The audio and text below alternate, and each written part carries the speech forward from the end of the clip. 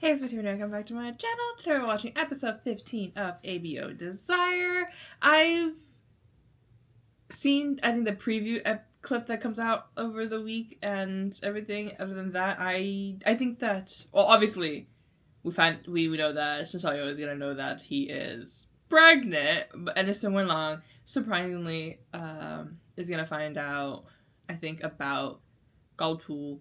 But yeah, I'm excited to see how this episode is gonna go. I've seen a clip, one small clip of Jackie, I don't know his last name, and Hua Yong, and other than that, I don't know anything else. So I'm excited to see how things are gonna go. So without further ado, let's watch episode 15 of ABO Desire. No, he's not! No! Tell him, yeah.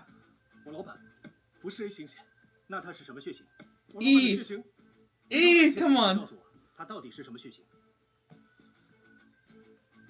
love how he's like asked WenLang for permission. He's like, nah, like, yeah, you can tell him. Wait, stop, bro. Bro. What is his reaction? What is his reaction? He told you like 500 times. Not really, but like he told you like twice or something like that. That he's in a... 为了达成目的，从来不把自己的安危当回事儿。这是正常人能干出来的事吗？ He says a lot of shitty stuff, but like, and the way he's delivering what he just said is harsh and a bit annoying. But like I said earlier, it's like, you know, no, as much as like he's so caring and takes care of Shouyou so much, he disregarding himself so much and like just. You know, he's literally put himself in so many, like, risky, high-risk situations. Like, bro, like, he needs to take care of himself, and I don't know. It's just, like, for me, like, it's so risky that it's frustrating if you're, like, a person that, like, loves and cares about him, like, in WenLang and, Tenyu's kind of position, like, watching somebody do all this kind of stuff and just disregarding their own life for somebody else. It hurts and it's annoying after so long that they're doing that, you know. 文朗，你不能要求活在那样环境里的人正常，这对老板不公平。我要你，你唔講嘢，冇人等你講啊。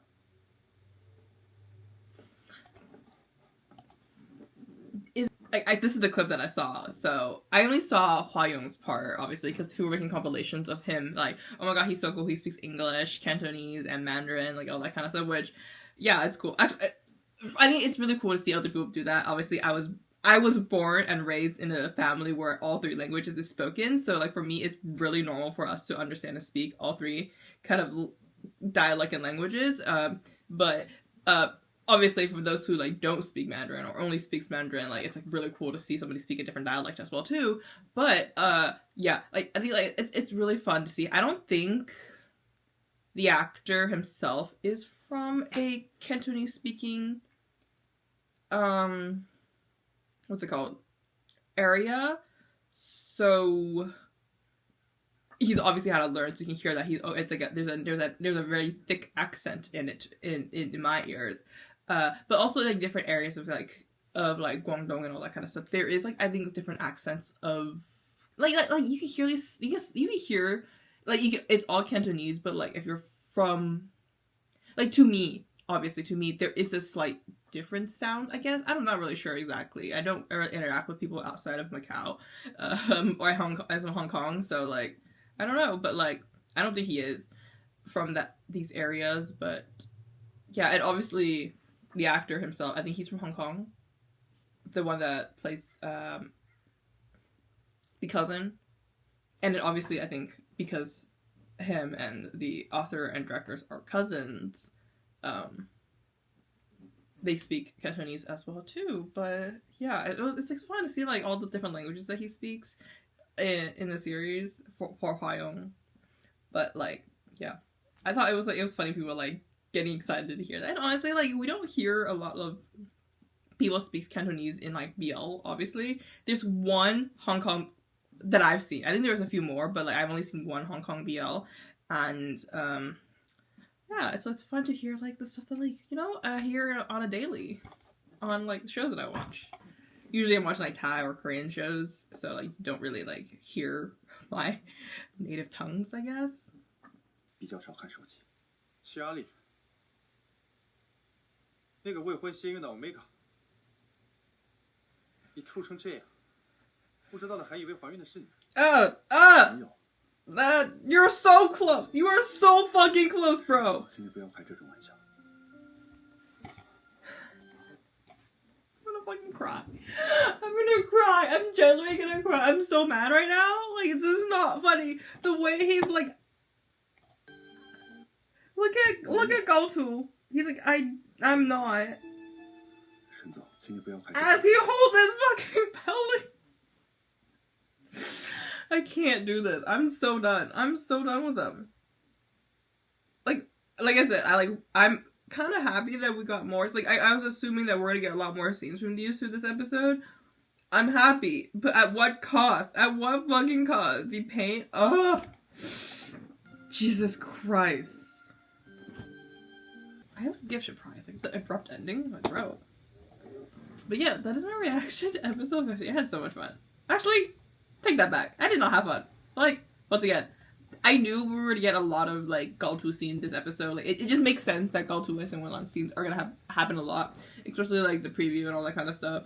Just it was like setting it up last episode that we're gonna see a lot of like suffering from them. But like once again, I'm happy we got more screen time from them. But like the suffering, I literally almost cried. Like that's how frustrated I was. But yeah. So I guess next episode, I think they're gonna go through with Gaotu and Gao Ming harassing him and, you know, being a horrible father and all that kind of stuff. And I have a feeling what's gonna happen is the dad is gonna do something. WenLang's gonna find out. WenLang's find out, and the stuff happens. And if you know, you know. And then they're gonna talk, and they're gonna talk through it, and then they're gonna be like, the change is, obviously, we're not gonna wait those time years. I think they're gonna figure out this shit next week, the final episode, and then we'll see the hugs, and then they'll be happy, and then WenLang will be with Gaotu the entire time, until Lila is born. That's what I'm thinking. I'm gonna be so happy. And obviously, we have the proposal stuff that we saw here, and then we have some fun scenes coming up. It's gonna be so funny, and I love it. I love that scene so much. And then, yeah, I think it's gonna be nice to happily ever after moments. I think it was in the trailer. There was a scene from the trailer where I forgot who, either it was Hua Yong or someone, Shouyou, actually proposing with a ring or something like that, right? Or am I like imagining things? There was a scene in the trailer, I think. Yeah, but like I think there's that scene coming up, but like it's gonna be really cute and exciting. It's next week. I may or may not be watching. Okay, so I may or may not be watching episode 16 and all the stuff I watch on Saturdays next week on Saturdays again. Like this week, obviously, I had stuff I had to do, and next week I might be going out of town, so I don't know, but we'll definitely watch it within like 1 or 2 days of airing. But yeah, it's October. October is one of my favorite time of the year, Halloween season, so I have a lot of plans for Halloween. So like my Saturdays are kind of busy here and there, but we'll see if we figure out some time to watch these stuff. But yeah, back to the series. This episode, I think some WenLang and Gaotu moments were like really like heart-wrenching and painful to get through. It's frustrating, but I think the Shouyou and then the Hua Yong moments are definitely really fun, and it's like it's funny at the same time, because like I really love how like Shouyou's reaction is like shocked and like, you know, he can't believe that he's an enigma, can't believe he's pregnant, but like we've seen so many times that Hua Yong has told the truth and he's never believed it. Like, bro believed in every single lie that this man gave and all the truth he says he has not believed. I think that's the funniest, ironic thing ever. But like I like how he wasn't really mad. I guess like they're at a point in their relationship where what can you do, right? I think also like the fact that he's like permanently marked has something to do with it too. Like he feels like the truth and the connection is there, but I think he's still in the disbelief part of like enigmas are real and enigmas have this much power against an alpha and all that kind of stuff. I think that's a shocking factor. But the point of like wanting to be in a relationship, wanting to marry, wanting to have kids, and like start a future with Hua Yong is something that he's like, already very content with, and even if they were gonna be in a gay relationship, like he's okay with it. He's has become more accepting of that, but to the fact that like, oh, like Hua Yong is this, he's so, I think like niche of a blood type, like that is a shocking factor. But the stuff that happens afterwards and the stuff that discussed afterwards was something that, you know, he's happy with and he's content with. So yeah. But I love the kind of his facial expression. He's like, whoa, what the hell kind of situation. And like he's angry in certain ways about like how could you do this to me? What is this? Like, how is this possible kind of way? But at the same time, he's like happy at the same time. Like, there's like his little smirks and his little smiles on his face showing that he's happy with the life that he has right now. But yeah, I mean, like I said, in the reaction, my favorite scene has to be that moment where since I grabbed the knife and he's like, if I hurt myself, are you gonna be in pain? And kind of reflecting on like the pain you're feeling is my pain when I see you hurt and bleeding out and almost dying, and the fact that you do not have any blood to give to you because you're such a niece of a blood type, like all the kind of ways that he's been hurting himself and like not taking care of himself, like he has to find a way to kind of show that like that pain, me too.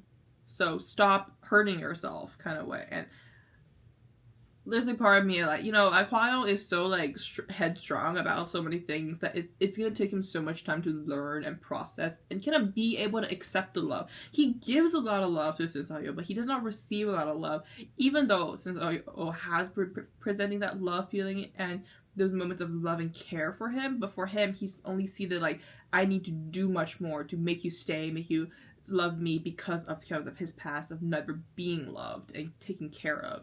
So it's a foreign experience for him that I think it's going to take time for him to kind of fully be able to kind of walk and understand it and like, you know, love himself. I think after he gets love from somebody else, he's going to start to learn to love himself in the future as well too. But yeah, that is it for my reaction. Thank you guys so much for watching. Please like, comment, subscribe, and follow me on my social media link down below. See you next time.